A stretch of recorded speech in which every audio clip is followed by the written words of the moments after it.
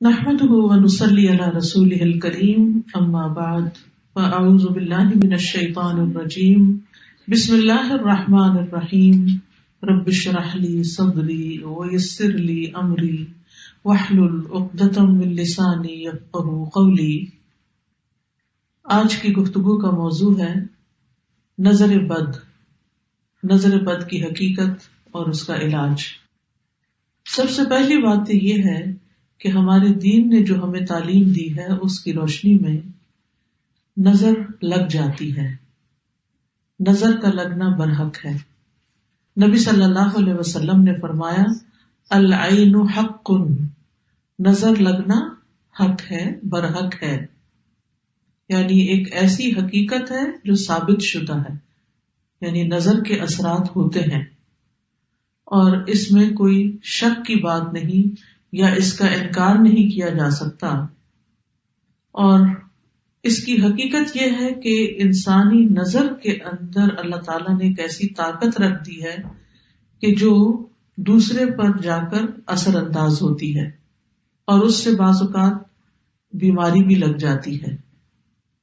نظر بد کے بارے میں قرآن مجید سے جو بات ہمیں پتہ چلتی ہے وہ کچھ یوں ہے کہ یوسف علیہ السلام کے والد یعقوب علیہ السلام جو تھے، جب وہ اپنے سارے بیٹوں کو یوسف علیہ السلام کے پاس بھیج رہے تھے تو انہوں نے خاص طور پر انہیں ہدایت کی کہ سب ایک دروازے سے داخل نہ ہونا۔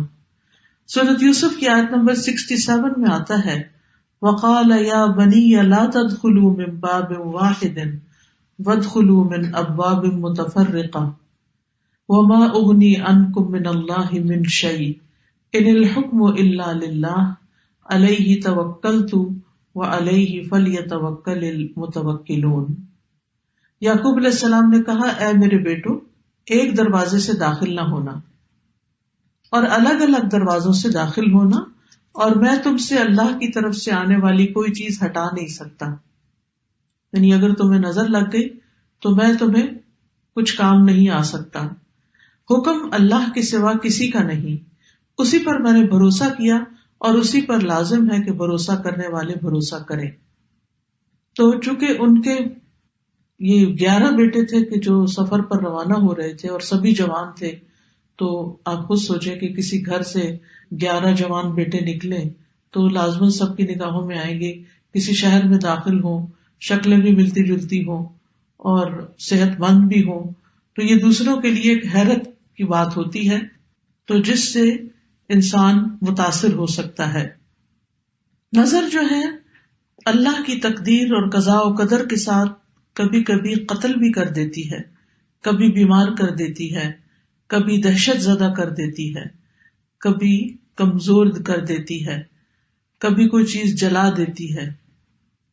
تو ایسا کیسے ہوتا ہے؟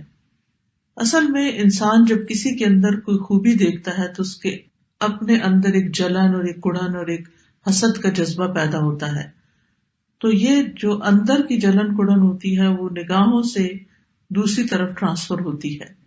جیسے کسی کے ساتھ محبت ہو تو وہ محبت بھی نگاہوں سے پتہ چلتی ہے، نفرت ہو تو وہ نفرت بھی۔ اسی طرح بچوں کو ڈراتے دھمکاتے ہیں تو بعض اوقات منہ سے کچھ نہیں بولتے، صرف آنکھیں دکھاتے ہیں، تو اس سے وہ بچے سمجھ جاتے ہیں، حالانکہ کیا آنکھ ہی ہے نا، کچھ کر تو نہیں رہی ہوتی، لیکن آنکھ کے اندر سے نکلنے والے جو اثرات ہوتے ہیں وہ دوسرے کے اوپر جا کر اثر کرتے ہیں۔ حدیث میں آتا ہے رسول اللہ صلی اللہ علیہ وسلم نے فرمایا اللہ کی قضاء و قدر کے بعد نظر بد ہی میری امت کے اکثر لوگوں کی موت کا سبب بنتی ہے، یعنی نظر لگتی ہے، بیمار ہوتے ہیں، مر جاتے ہیں، جانوروں کی موت کا باعث بھی بنتی ہے۔ رسول اللہ صلی اللہ علیہ وسلم نے فرمایا نظر بد آدمی کو قبر میں اور اونٹ کو ہانڈی میں پہنچا دیتی، یعنی اونٹ تڑپنے لگتا ہے اور اس کو پھر ذبح کر دیا جاتا ہے۔ پھر اسی طرح یہ ہے کہ بعض اوقات اگر کسی ماں کو نظر لگی ہوئی ہو جب بچے کے ساتھ پریگننٹ ہو تو وہ نظر اس کے بچے تک بھی منتقل ہو سکتی ہے، کیونکہ نظر کا تعلق جو ہے، یعنی نظر کے جو اثرات ہیں وہ جسم کے اندر تک سرایت کر جاتے ہیں۔ ابن القیم کہتے ہیں کہ حسد نظر بد لگانے کا اصل ہے، یعنی سب سے بڑی وجہ جو ہے وہ حسد ہے. کبھی انسان اپنے آپ کو نظر لگا دیتا ہے، کبھی بغیر ارادے یا طبعی فطرت کی وجہ سے اس کی نظر لگ جاتی. یعنی پہلی چیز تو حسد ہے، لیکن کبھی کبھی حسد کے بغیر بھی لگتی ہے، کبھی اپنے آپ کو بھی لگتی ہے اور کبھی کسی اور کو بھی لگ جاتی ہے. تو چیز کو دیکھنے اور نہ دیکھنے کا فرق ہوتا ہے کہ آپ کس نظر سے کسی چیز کو دیکھ رہے ہیں. کبھی انسان محبت کی نظر سے دیکھتا ہے، کبھی انسان حسد کی نظر سے دیکھتا ہے. نظر بد کی دو بڑی قسمیں بتائی جاتی ہیں، ایک ہے انسانی نظر کا لگنا اور ایک ہے جنوں کی نظر کا لگنا. یعنی بعض اوقات انسان کوئی بھی نہیں ہوتا لیکن پھر بھی انسان جو ہے یعنی بیمار محسوس کرتا ہے، کمزور محسوس کرتا ہے، تو اس کی وجہ جنات بتائے جاتے ہیں. اور پھر وہ نظر جو ہوتی ہے وہ انسان کو بیمار کر دیتی ہے، جس کے پھر کچھ سمٹمز ہوتے ہیں. ام سلمہ رضی اللہ عنہا سے مروی ہے کہ نبی صلی اللہ علیہ وسلم نے ان کے گھر میں ایک لڑکی دیکھی جس کے چہرے پر کالے دھبے پڑ چکے تھے. تو آپ نے فرمایا کہ اس پر دم کرو کیونکہ اسے نظر بد لگ گئی ہے. یعنی اس سے انسان کے خون کے اندر ایسے کیمیکل چینجز واقع ہوتے ہیں کہ اسکن ڈیزیز بھی ہو سکتی ہیں. اور آپ صلی اللہ علیہ وسلم نے یہاں صفعۃ کا لفظ فرمایا جس کا مطلب ہوتا ہے جن کی نظر. یعنی اس بچی کو کسی انسان کی نظر نہیں لگی تھی بلکہ جن کی نظر لگی تھی. اور جنوں کی نظر جو ہوتی ہے وہ انسانوں کی نظر سے زیادہ سخت ہوتی ہے. ابن باز کہتے ہیں کہ نظر کا لگنا برحق ہے جیسا کہ رسول اللہ صلی اللہ علیہ وسلم نے فرمایا، اور یہ انسانوں سے بھی لگتی ہے اور جنات سے بھی لگتی ہے. ابو سعید کہتے ہیں کہ رسول اللہ صلی اللہ علیہ وسلم جنوں اور انسانوں کی نظر بد سے پناہ مانگا کرتے تھے، یہاں تک کہ معوذتین نازل ہوئی، قل اعوذ برب الفلق قل اعوذ برب الناس. جب یہ نازل ہوئی تو آپ نے یہ پڑھنی شروع کر دی اور باقی چیزیں چھوڑ دی. تو اس کے لیے بہتر یہی ہے کہ انسان ہر نماز کے بعد معوذتین پڑھے، کیونکہ یہ ایک طرح کا دم ہوتا ہے، یعنی معوذتین کا پڑھنا. تاثیر کے اعتبار سے نظر کی کچھ اقسام ہیں. ایک ہے العین المعجبہ، خوشی یا تعجب والی نظر، حیران ہو کے کسی چیز کو دیکھنا، خوش ہو کے کسی چیز کو دیکھنا. تو یہ بھی دوسرے کو بعض اوقات لگ جاتی ہے اگر انسان ساتھ برکت کی دعا نہ دے. اسی لیے جب آپ کسی دلہن کو دیکھیں تو ماشاء اللہ بارک اللہ فی، اللہ برکتیں دے، دعائیں کریں، عید مبارک. کیوں کہتے ہیں؟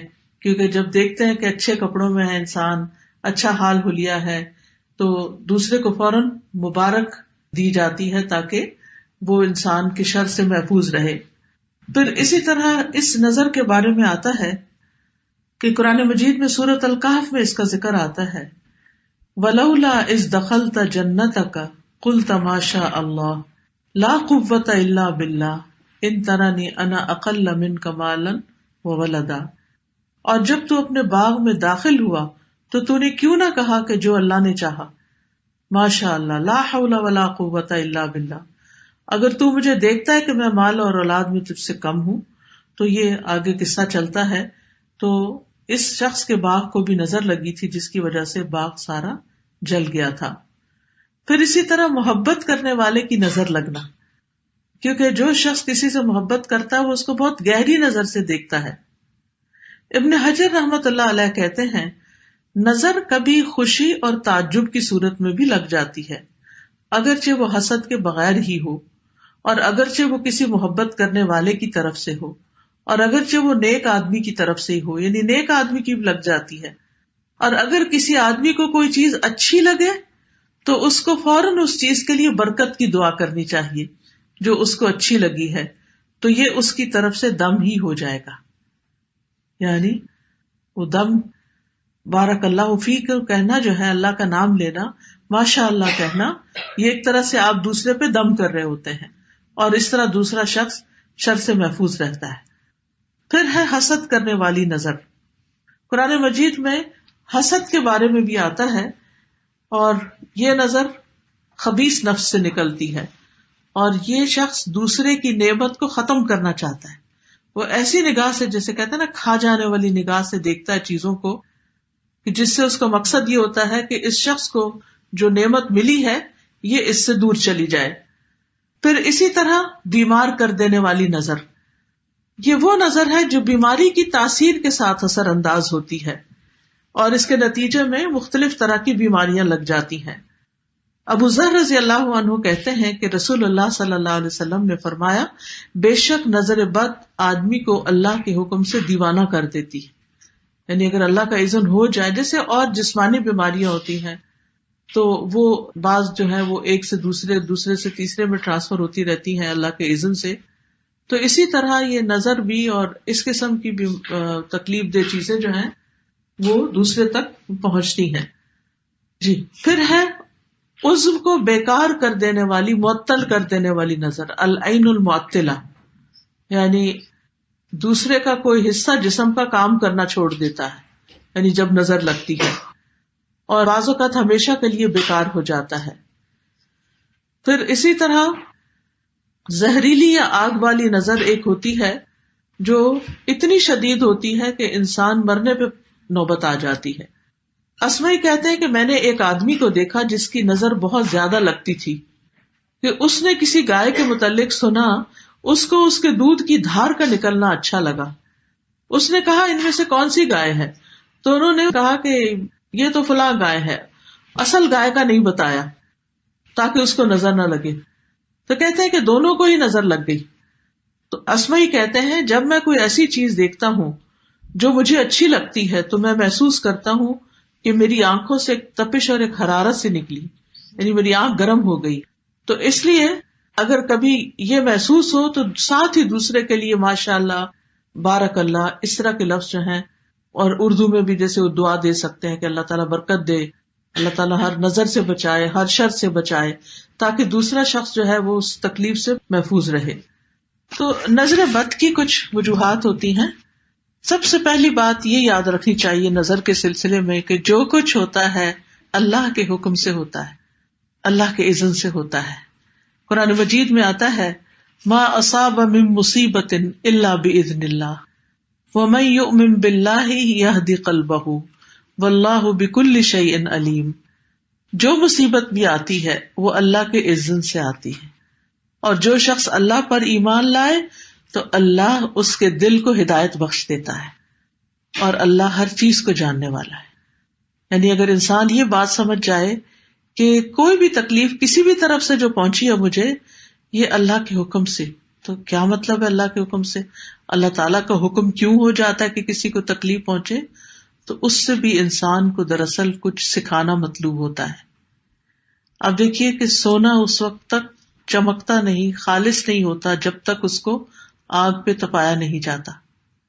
کھانا اس وقت تک پکتا نہیں اور اچھا نہیں پکتا جب تک اس کو آگ پہ چڑھایا نہیں جاتا. اسی طرح انسان بھی اس وقت تک میچور نہیں ہوتا، سمجھدار نہیں ہوتا جب تک کہ وہ مختلف طرح کے مسائل سے، مختلف طرح کی تکلیف دی چیزوں سے، پریشانیوں سے گزرتا نہیں. بہت سے حالات اور بہت سے واقعات ایسے ہوتے ہیں کہ جو انسان کو بہت میچور کر دیتے ہیں. آپ دیکھیں کہ وہ بچے جو بچپن میں بہت سے مسائل سے گزرتے ہیں، بڑے ہو کر بڑے بڑے مسئلے ان کو کچھ مسئلہ نظر نہیں آتے، لیکن جو بچے بچپن میں پیمپرڈ ہوتے ہیں، پروٹیکٹڈ پلتے ہیں، بہت لاڈ پیار سے پلتے ہیں، بڑے ہو کر انہیں چھوٹی سی چیز بھی بہت زیادہ تکلیف دیتی ہے. آپ دیکھیے کہ ہمارے بچے، ہم جن کو ہر وقت کبھی موزے پہناتے ہیں، کبھی ان کا سر ڈھانکتے ہیں، کبھی ان کو ایک چیز میں لپیٹتے ہیں، کبھی دوسری میں، انہیں کو ٹھنڈ زیادہ لگتی. لیکن جو غریبوں کے بچے ہوتے ہیں جن کے پاس پورا کپڑا بھی نہیں ہوتا، وہ گلی بازار میں سردی کے موسم میں، گرمی کے موسم میں ننگے پاؤں پھر رہے ہوتے ہیں اور ان کو پرواہ بھی نہیں ہوتی. تو یؤمن باللہ یہدی قلبہ کا مطلب کیا ہے؟ عبداللہ بن مسعود اس بارے میں کہتے ہیں کہ یہ وہ شخص ہے کہ اگر اس پر کوئی مصیبت آ پڑے تو وہ اس پر بھی راضی رہتا ہے، بلکہ سمجھتا ہے یہ اللہ ہی کی طرف سے ہے. پھر اسی طرح سورۃ التوبہ سے یہ پتہ چلتا ہے کہ ہر بیماری، تکلیف کا آنا تقدیر کا حصہ ہے. قل لن یصیبنا الا ما کتب اللہ لنا، کہہ دیجئے ہمیں کوئی نقصان ہرگز نہیں پہنچے گا مگر جو اللہ نے ہمارے لیے لکھ دیا. یعنی کسی کی نظر ہمیں نہیں لگ سکتی سوائے اس کے کہ اللہ نے ہمارے لیے لکھ دی کہ وہ لگے. تو پھر اگر کوئی تکلیف لکھی ہوئی ہے تو وہ پہنچ کر رہے گی اور اس میں بھی کوئی حکمت ہے. ابن عباس کہتے ہیں کہ نظر کا لگنا برحق ہے. اگر کوئی چیز تقدیر پر غالب ہو سکتی تو وہ نظر بد ہے. پھر آپ دیکھیے کہ جیسے سردی آتی تو سردی لگ جاتی ہے، گرمی آتی تو گرمی لگ جاتی ہے، ایسے ہی نظر آتی ہے تو نظر لگ جاتی ہے. تو سردی گرمی کے بچاؤ کے لیے ہم اس طرح کا لباس پہنتے ہیں، اس طرح کا انتظام کرتے ہیں، ہیٹنگ اور کولنگ کا انتظام کرتے ہیں تاکہ ہم اس کے برے اثرات سے بچے رہیں. تو بالکل اسی طرح انسان کو ذکر اذکار، دعائیں اور تلاوت کا کثرت سے اہتمام کرنا چاہیے تاکہ نظر بد سے پروٹیکشن رہے. کیونکہ نظر لگانے والے کا کبھی تو نشانہ لگ جاتا ہے، کبھی خطا ہو جاتا ہے، اور کبھی سامنے ایسا بیریئر آتا ہے کہ وہ نظر وہیں جل کے بھسم ہو جاتی ہے. لیکن اگر کوئی شخص پروٹیکٹڈ نہیں ہے، پروٹیکشن اس کی نہیں ہوتی اذکار وغیرہ کے ذریعے، تو پھر وہ اثرات اس کے اوپر آ جاتے ہیں. اسی لیے جو کارڈ آج آپ کو دیا گیا ہے اس میں ایسی دعائیں لکھی ہوئی ہیں کہ جن کو آپ پڑھ کر علاج کر سکتے ہیں اپنا. پھر اسی طرح یہ ہے کہ بعض اوقات امتحان ہوتا ہے، آزمائش ہوتی ہے انسان کی. یعنی انسان نے اذکار بھی پڑھے ہوتے ہیں لیکن پھر بھی اس کو نظر لگ جاتی. یعنی انسان کہتا ہے میں نے تو صبح شام کی دعائیں بھی پڑھی تھی، پھر میرے ساتھ ایسا کیوں ہو گیا؟ تو وہ اس لیے کہ انسان کا ایک امتحان ہوتا ہے. جیسے آپ اپنے سردی کے والے اچھے کپڑے بھی سب ہر چیز پہنے ہوئے ہوتے ہیں، اس کے باوجود آپ کو فلو ہو جاتا ہے یا کولڈ ہو جاتا ہے، کہیں نہ کہیں سے کبھی سانس کے ذریعے ٹھنڈ اندر چلی جاتی ہے، کبھی کسی اور ذریعے سے، تو اس کو رستہ مل ہی جاتا ہے اگر آپ کے حصے میں کوئی ایسا امتحان یا تکلیف لکھی ہوئی ہے. اب یہ ہے کہ پہچان کیسے ہو کہ نظر لگی ہوئی ہے. تو وہ کون سی علامات ہیں جس سے انسان شناخت کر سکتا ہے، ڈائگنوز کر سکتا ہے کہ یہ نظر ہے. کبھی ایسا ہوتا ہے کہ جس کو نظر بد لگتی ہے وہ اپنے خواب میں نظر لگانے والے کو دیکھتا ہے، یعنی وہ شخص خواب میں نظر آ جاتا ہے. کبھی ایسا ہوتا ہے کہ جس پر نظر ہوتی ہے اس کو کوئی غشی، غنودگی، ضرورت سے زیادہ نیند کا آنا یہ شروع ہو جاتا ہے. کبھی وہ بے ہوشی کے عالم میں اس شخص کا نام لے لیتا ہے کہ فلاں نے نظر لگائی. پچھلے دنوں مجھے کسی نے بتایا کہ ان کے کوئی رشتے دار تھے تو اسی طرح وہ اچانک بیمار ہوئے اور بے ہوش ہو گئے، تو وہ بار بار ایک شخص کا نام لے کے اس کی نظر لگی ہے، اس کی نظر لگی ہے. ان کو یہ بات نہیں پتا تھی، لیکن جس وقت میں نے کلاس میں بتائی تو وہ میرے پاس آئی کہ ایگزیکٹلی یہی چیز ہوئی تھی. تو بعض اوقات ایسا بھی ہوتا ہے کہ خواب میں، بعض اوقات بے ہوشی میں انسان کو پتہ چل جاتا ہے کہ یہ تکلیف کہاں سے آئی ہے. بعض اوقات نظر لگانے والا کوئی ایسی بات کہہ دیتا ہے کہ میں تو آپ کے کپڑے دیکھ کے حیران ہی ہو گئی، اور یعنی کوئی اس قسم کا جملہ کہ جس سے انسان کو پتہ چلتا ہے کہ یہ نظر لگ گئی ہے. بعض اوقات کوئی ایسی بیماری آ جاتی ہے کہ جو اچانک ہوتی ہے. عبداللہ بن عامر سے روایت ہے، وہ کہتے ہیں کہ عامر بن ربیعہ اور سہل بن حنیف دونوں غسل کے ارادے سے نکلے. وہ کوئی اوٹ تلاش کر رہے تھے کہ چھپ کے نہائیں. سہل نے اپنے اوپر سے اون کا جبہ اتارا. عامر کہتے ہیں میں نے دیکھا تو اسے میری نظر لگ گئی. وہ پانی میں اتر کر نہانے لگا. میں نے پانی میں اس کے بڑبڑانے کی آواز سنی. میں اس کے پاس آیا، 3 دفعہ آواز دی، اس نے جواب نہیں دیا. تو میں نے فوراً نبی صلی اللہ علیہ وسلم کو بتایا. آپ تشریف لائے، پانی میں داخل ہو گئے. گویا کہ میں اب بھی آپ کی پنڈلیوں کی سفیدی دیکھ رہا ہوں. آپ نے اس کے سینے پہ 3 دفعہ ہاتھ مارا اور پھر یہ دعا دی، اللہم اذہب عنہ حرہا وبردہا ووصبہا. اے اللہ اس کی گرمی اور سردی اور اس کی بیماری اور کمزوری کو دور کر دے، یعنی جو کچھ اس کے ساتھ ہوا ہے وہ اس کو دور کر دے. پھر رسول اللہ صلی اللہ علیہ وسلم کھڑے ہوئے اور فرمایا، جب کسی کو اپنے بھائی کا وجود یا کوئی مال پسند آئے تو اس کے لیے برکت کی دعا کرے، کیونکہ نظر کا لگنا برحق ہے. پھر اسی طرح بچوں کو نظر کی علامت یہ ہوتی ہے کہ وہ بے وجہ روتے رہتے ہیں، یعنی کوئی وجہ نہیں ہوتی، رونا شروع کر دیتے ہیں اور روتے ہی چلے جاتے ہیں. حضرت عائشہ کہتی ہے کہ ایک مرتبہ نبی صلی اللہ علیہ وسلم تشریف لائے تو ایک بچے کے رونے کی آواز سنی. تو آپ نے فرمایا، یہ بچہ کیوں رو رہا ہے؟ کیا تم نے اس کو نظر بد کا دم نہیں کروایا؟ ایک تو ہوتا نا بھوک لگی بچہ رو پڑا، پیمپر گندا ہے تو رو پڑا، لیکن ایک یہ ہے کہ سب کچھ کر لیا آپ نے اور پھر بھی چپ نہیں کر رہا.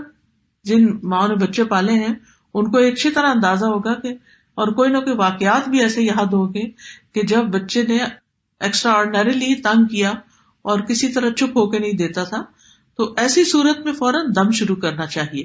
وہی دم جو نبی صلی اللہ علیہ وسلم حضرت حسن اور حسین پہ کیا کرتے تھے.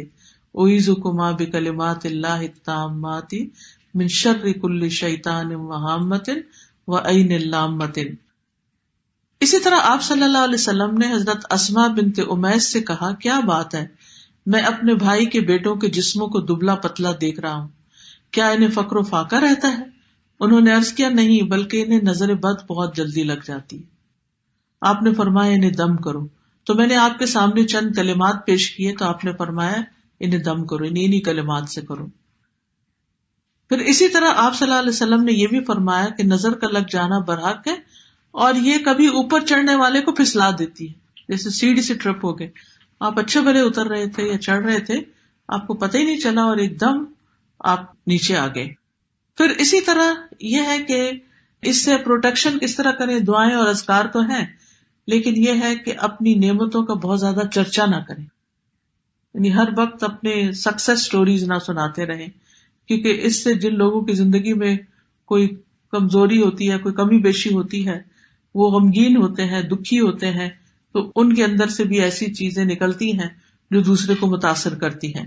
رسول اللہ صلی اللہ علیہ وسلم نے فرمایا، ضرورتوں کو پورا کرنے کے لیے ان کو رازداری میں رکھ کر مدد حاصل کرو. بے شک ہر صاحب نعمت حسد کیا جاتا ہے، ہر نعمت والا شخص حسد کیا جاتا ہے. پھر اسی طرح یہ ہے کہ حاسد سے محتاط رہنا چاہیے. جب آپ کو پتا ہو کہ کوئی ایک شخص جو ہے، کیونکہ جو حسد کرنے والا تو اس کے چہرے پہ بھی آ جاتا ہے، وہ آپ کی نعمت سے خوش نہیں ہوتا، تو پھر انسان بجائے اس کے کہ اس کو بلیم کرے، خود محتاط رہے.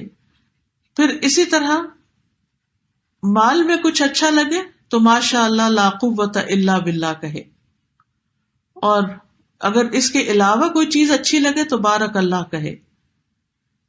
پھر اسی طرح نظر بد سے بچنا ممکن ہے، اور اس کے لیے صبح شام کی دعائیں پڑھی جائیں اور قرآن سے علاج کیا جائے، کیونکہ قرآن مجید جو ہے وہ شفا ہے. سورۃ فصلت میں آتا ہے، قل هو للذین آمنوا ھدی وشفاء، کہہ دیجئے یہ ان لوگوں کے لیے جو ایمان لائے ہدایت اور شفا ہے. سورۃ الاسراء میں آتا ہے، وَنُنَزِّلُ مِنَ الْقُرْآنِ مَا هُوَ شِفَاءٌ وَرَحْمَةٌ لِّلْمُؤْمِنِينَ وَلَا يَزِيدُ الظَّالِمِينَ إِلَّا خَسَارًا. اور ہم قرآن میں جو کچھ نازل کرتے ہیں وہ مومنوں کے لیے تو شفا اور رحمت ہے، مگر ظالموں کے خسارے میں ہی اضافہ کرتے ہیں. تو قرآن سے علاج کس طرح ہوگا؟ سورۃ الفاتحہ پڑھیے، کیونکہ سورۃ الفاتحہ کا نام ہی شفا ہے. آیت الکرسی پڑھیے، البقرہ کا پہلا اور آخری رکوع پڑھیے، معوذتین پڑھیے اور دم کر دیجیے. یہ آپ خود بھی کر سکتے ہیں، اس کے لیے ضروری نہیں ہوتا کہ آپ کسی کے پاس ہی جائیں، لیکن بعض اوقات اتنی شدید ہوتی ہے کہ کسی عامل کے پاس جانا ہی پڑتا. عامل وہ جو قرآن و سنت کے مطابق علاج کرے. یہ بالکل ایسے ہی ہے. کچھ بیماریاں ایسی ہوتی ہیں کہ گھر میں آپ ٹوٹکے وغیرہ کر کے، مثلا سر درد ہوئی، آپ نے سر کو تیل لگا لیا، تھوڑا سا پریشر پوائنٹ پہ دبا لیا، تھوڑی واک کر لی، تھوڑا پانی پی لیا، تو کیا ہوتا ہے؟ درد سبسائڈ ہو جاتا ہے. لیکن بعض درد سبسائڈ نہیں ہوتے، آپ ٹیبلٹ بھی کھا لیتے ہیں پھر بھی نہیں جاتے. عام طور پہ ہم سر درد پہ کہاں ڈاکٹر کے پاس جاتے ہیں کہ جی میرے سر میں درد ہو رہا ہے، مجھے دوا دے دیجیے. وہ کہیں گھر میں پیناڈول ہے یا کوئی اور اس طرح کی دوا ہے تو وہ کھا لو، کوئی بھی پین کلر جو ہے، اور ہم خود ہی کھا لیتے. لیکن آپ نے دیکھا ہوگا کہ کچھ درد پین کلر کھانے سے بھی نہیں جاتے. پھر لگتی ہے انسان کو فکر کہ اب میں جاؤں کسی ڈاکٹر کے پاس. ڈاکٹر آپ کو دیکھتا ہے، اس کو سمجھ نہیں آتی، وہ آپ کو کس کے پاس بھیجتا ہے؟ اسپیشلسٹ کے پاس. ٹھیک ہے نا، اسپیشلسٹ کے پاس بھیجتا ہے. بالکل اسی طرح روحانی بیماریوں میں بھی پہلے آپ خود ٹوٹکے کریں کہ آپ سورۃ فاتحہ پڑھ کے دم کریں، یہ جو میں نے آپ کو اذکار بتائے ہیں. اگر نہیں تو آپ کسی سے مشورہ کریں، کوئی اور جو آپ سمجھتے ہیں کہ یہ زیادہ اسٹرانگ ہے مجھ سے ایمان میں، یا اس کو زیادہ اچھا قرآن پڑھنا آتا ہے، اس سے کہیں کہ وہ آپ کو کرے. لیکن اگر اس کے بھی کنٹرول میں نہ ہو تو پھر آپ واقعی جن لوگوں کا سالوں کا تجربہ ہوتا ہے دم کرنے کا یا علاج کرنے کا، اور قرآن و سنت کے مطابق علاج کرتے ہیں، ان کے پاس جائیں. پھر سورۃ البقرہ پڑھنا جو ہے یہ علاج ہے. نبی صلی اللہ علیہ وسلم نے فرمایا سورۃ البقرہ پڑھا کرو، کیونکہ اس کا پڑھنا باعث برکت ہے اور اس کا چھوڑنا باعث حسرت ہے، اور جادوگر اس کو حاصل کرنے کی طاقت نہیں رکھتے، یعنی اس سے آگے نہیں جا سکتے۔ اسی طرح سورۃ البقرہ کی آخری 2 آیات معوذتین یعنی قل اعوذ برب الفلق، قل اعوذ برب الناس، صبح و شام کے اذکار کی پابندی کرنا۔ جیسے یہ کتاب ہے نا ایاک نستعین، اس میں صبح کی دعائیں اور شام کی دعائیں لکھی ہوئی ہیں، ان کو اگر زبانی نہیں یاد تو دیکھ کے بھی آپ پڑھ سکتے ہیں۔ پھر اسی طرح یہ ہے کہ اللہ کی پناہ پکڑنا۔ رسول اللہ صلی اللہ علیہ وسلم نے فرمایا اللہ تعالیٰ سے نظر لگنے سے پناہ مانگو، کیونکہ نظر کا لگ جانا برحق ہے۔ نبی صلی اللہ علیہ وسلم نے فرمایا اللہ تعالیٰ فرماتے ہیں میرا محبوب بندہ اگر مجھ سے مانگتا ہے تو میں اسے ضرور دیتا ہوں، اور اگر وہ کسی دشمن یا شیطان سے میری پناہ مانگتا ہے تو میں اسے ضرور محفوظ رکھتا ہوں۔ تو اس لیے اللہ سے دعا کرنی چاہیے، اور ہر شر سے حفاظت کے لیے تعوذ بہت اچھا ہے۔ اللہم انی اعوذ بک من الشر کلہ عاجلہ وآجلہ ما علمت منہ وما لم اعلم۔ پھر ناگہانی آفت سے حفاظت کے لیے تعوذ پڑھنا، اللہم انی اعوذ بک من زوال نعمتک وتحول عافیتک وفجاءۃ نقمتک وجمیع سخطک۔ اے اللہ میں تیری پناہ چاہتا ہوں اس بات سے کہ تیری دی ہوئی کوئی نعمت مجھ سے چھن جائے، یا تیری عافیت پلٹ جائے، یا کوئی ناگہانی عذاب آ جائے، اور تیرے تمام غصے ناراضگیوں سے تیری پناہ چاہتا ہوں۔ کتنی خوبصورت دعائیں ہیں۔ پھر اسی طرح سخت مشقت، بری تقدیر اور بد نصیبی سے، دشمنوں کے خوش ہونے سے اللہ کی پناہ طلب کی جائے۔ اعوذ باللہ من جہد البلاء ودرک الشقاء وسوء القضاء وشماتۃ الاعداء۔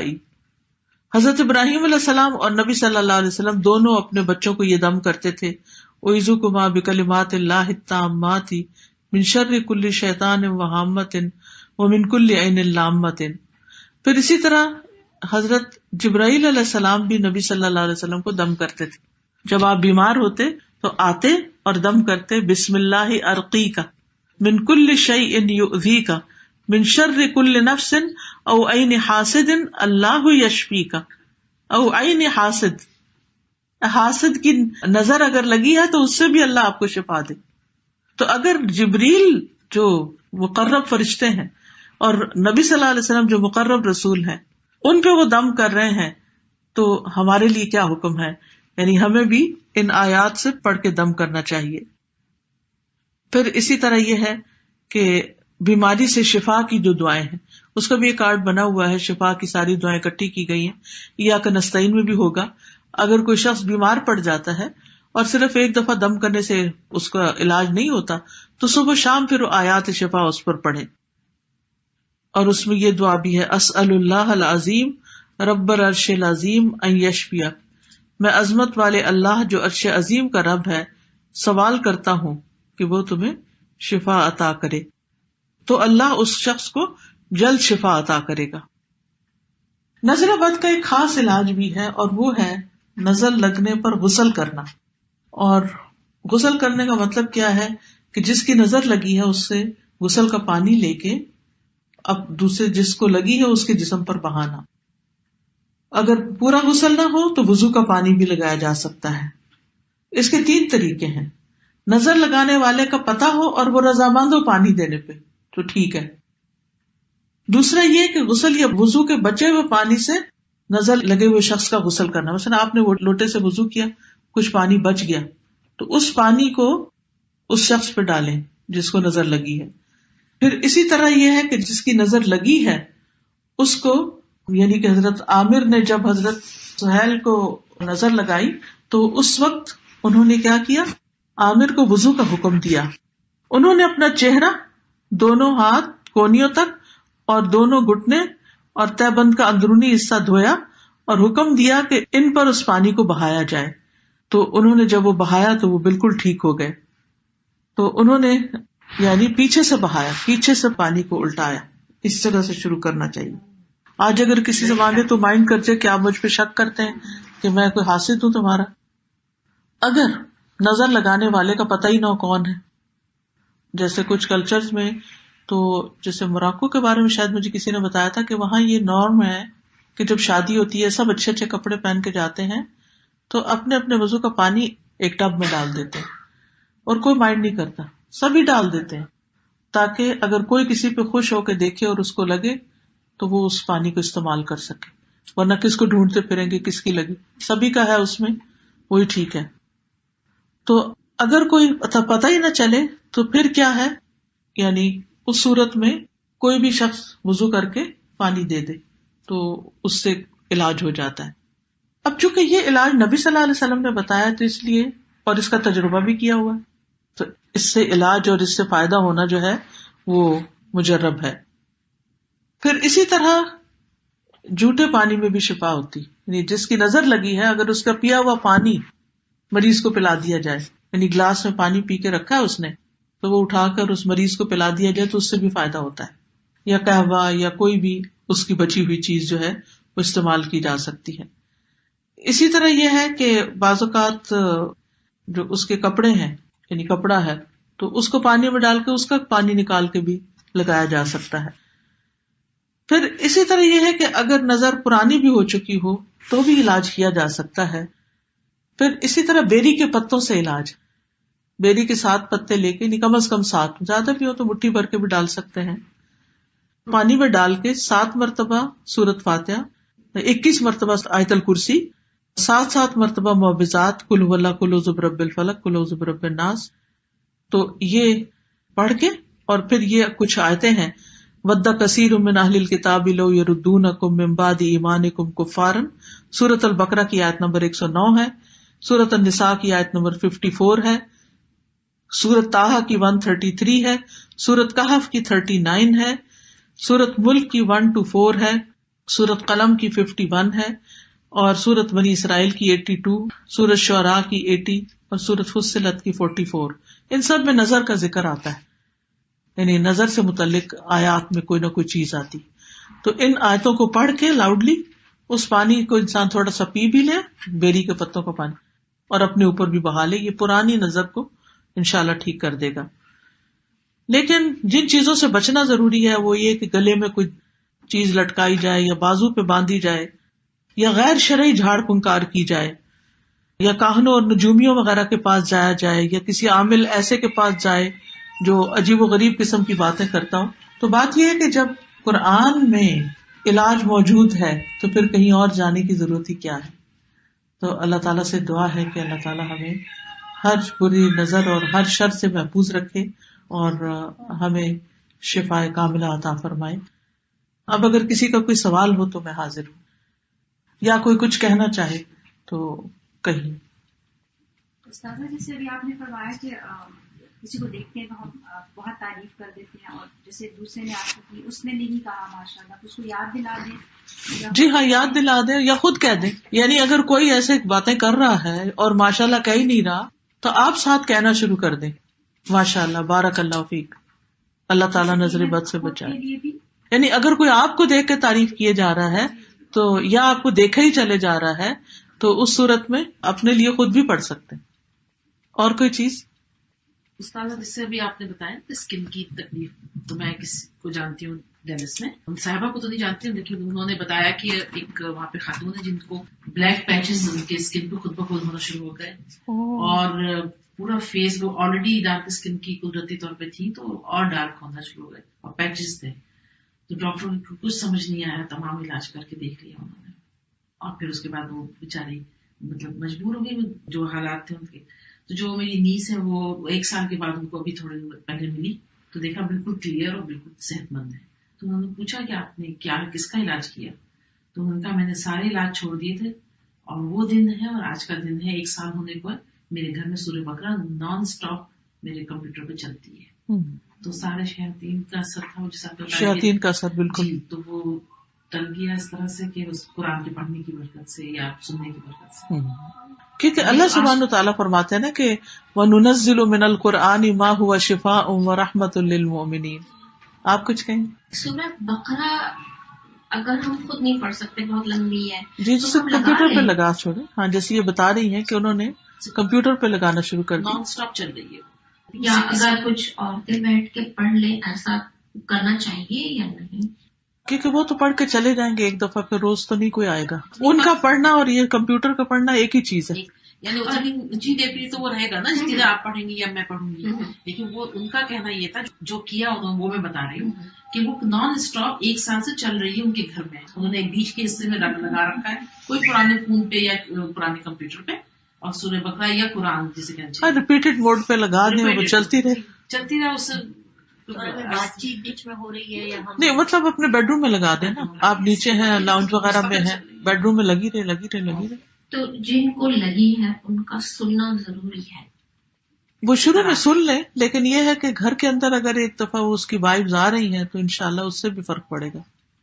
وہ تو رات کو جب آپ سوئیں گے تو ہلکی آواز میں کان کے پاس لگا چھوڑیں بیڈ سائڈ ٹیبل پہ لگا کے چھوڑ دیں. پان سوکھتے ہیں کہ ان کا یقین نہیں ہوتا کہ نہیں ہمیں نظر نہیں لگی, ہمیں لگ رہا ہے ان کو نظر لگی ہے, ہم انہیں سنانا چاہ رہے ہیں لیکن وہ نہیں سننا چاہ رہے. پھر گھر میں لگا چھوڑیں تاکہ اس کے اثرات جو ہیں کیونکہ یہ ہر چیز سنتی ہے نا.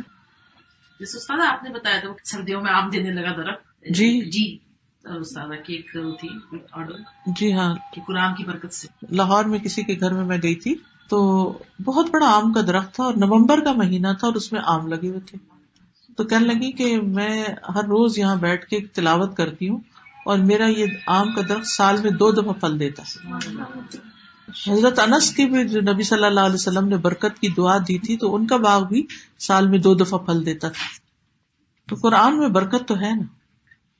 جی آپ نے بولا تھا کہ کسی کو اگر نظر لگی ہوتی ہے تو کسی کا بچا ہوا وضو کا پانی یوز کر کے نظر اتار لیں, آپ کو پتا نہیں ہوگی کس کی نظر لگی ہے.